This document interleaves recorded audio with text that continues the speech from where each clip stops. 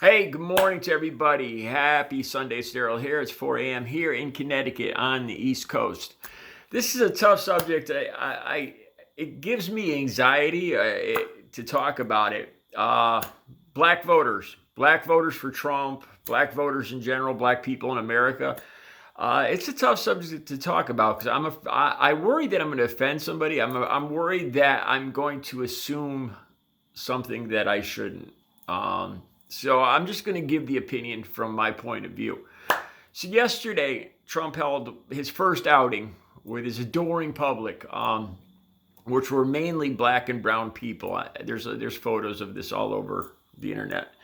They're all wearing blue T-shirts and red hats. So I assume it was a giveaway for these. I don't know what the shirts say. They're this light blue and these hats, and it's mainly black and brown people. And Trump talked about law and order, and he still insists that that race isn't a problem here. Meanwhile, Lindsey Graham talks about South Carolina and that black people and immigrants will have no problem in South Carolina going anywhere in South Carolina as long as they're conservative, not liberal. I guess meaning that if you're liberal like me, I guess you might have a problem. And if you're a liberal black man or woman, you'd have a real problem, I guess. It's Lindsey Graham's own words. If black people and immigrants will have no problem, they'll be safe in South Carolina, provided they're conservative and not liberal. So, and these are the people that insist that there's no racial profiling, there's no concentrated racial problems in policing in the United States. So let's talk about Hollywood, California. Salehi Burnberry, an executive for Versace clothing. He's coming out of one of his own stores with a bag. He designs footwear for Versace. Salehi Burnberry, a black man. And the police come up to him and stop him and ask him why he's jaywalking. They ask for ID. They ask him to put his hands behind his back. They search him, interrogate him, ask him if he's got any weapons. This is in the Rodeo Drive district, like I said. And this Salehi Burnberry, he's an executive for Versace. And apparently walking across the street, not in a crosswalk, is a very serious offense if you're a black man in California.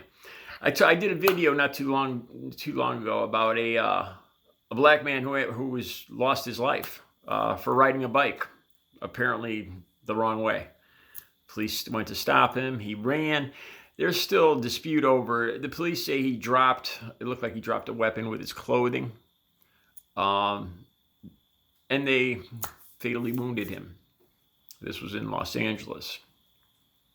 Meanwhile, in Texas, the Texas governor lost a battle to limit the amount of drop-off boxes for ballots to 1 per county. Now, that would be fine for the smaller counties, but I think it's Harris County and Travis County. Harris County is the most populous county in America. 4.7 million people. That's more people than in Connecticut. And the governor wants to limit 1 drop-off box. This is also, I think, Harris County is where Houston is. Travis County is the second biggest county, I think, and that's where Austin, Texas is, the capital. Obviously, these are probably more mixed race, mixed income, probably more Democrat leaning, more Democrats reside probably in these areas, these city areas. And they want to limit it to 1 drop-off. I can't imagine having 1 drop-off point for the entire state of Connecticut. Anyway, a judge overruled that. So as I talk about these stories, and then I see Donald Trump encouraging this group of black and brown Americans to vote for him, to vote for law and order. I have to wonder, I'm just going to say right what's on my mind. How many, why would any black American vote for Donald Trump? I don't get it. I don't get it. He and the Republicans are trying to limit your voting rights and all the other rights. I mean, like I said, look at this Salehi Burnberry, Versace executive, man. I don't get it. It's a white Native American guy looking at the situation, and that's just my opinion. I don't understand for the life of me why a black person would vote for Donald Trump when it's pretty obvious that Donald Trump is trying to stop black, brown, and immigrant people from voting. Oh, and I want to say there's one other thing I want to speak to. I see that the LGBT community has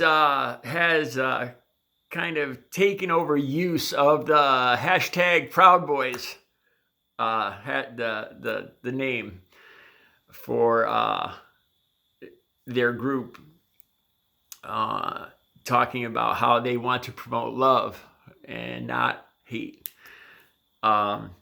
George Takei from Star Trek encouraged this. So I supposedly, apparently, the original Proud Boy group isn't too happy that the LGBT community seems to be happily using their hashtag. But I'm all for it. Good for you guys. All right, that's all I got to say today. I hope I didn't offend anybody, just my opinion. All right, you guys have a good Sunday.